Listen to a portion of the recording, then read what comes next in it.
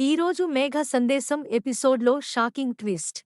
గగన్ చెల్లిని ఆమె భర్త, ఆడపడుచు తారా కలిసి ఆస్తి కోసం బలవంతంగా సంతకం పెట్టించేందుకు ప్రయత్నిస్తారు.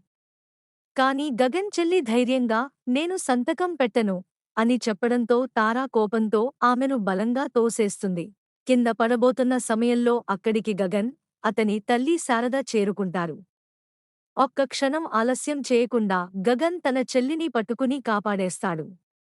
ఆ దృశ్యం చూసి తారా, ఆమె అన్న ఇద్దరూ షాక్ అయి ఏం మాట్లాడాలో తెలియక అలాగే నిలబడిపోతారు. శారద ఆందోళనగా ఏమయిందమ్మా అని అడగగా, గగన్ మాత్రం కోపంతో తారా వాళ్లను గట్టిగా హెచ్చరిస్తాడు.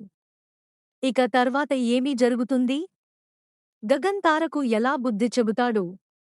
ఆస్తి విషయంలో నిజం బయటపడుతుందా? రేపటి ఎపిసోడ్లో ఏం జరుగుతుందని మీరు అనుకుంటున్నారు? మీ అభిప్రాయాన్ని కామెంట్లో చెప్పండి. ఇలాంటి సీరియల్ అప్డేట్స్ కోసం మా ఛానల్ను సబ్స్క్రైబ్ చేసుకుని బెల్ ఐకాన్ నొక్కండి. మీ సపోర్ట్ మాకు చాలా విలువైనది. Please support our channel.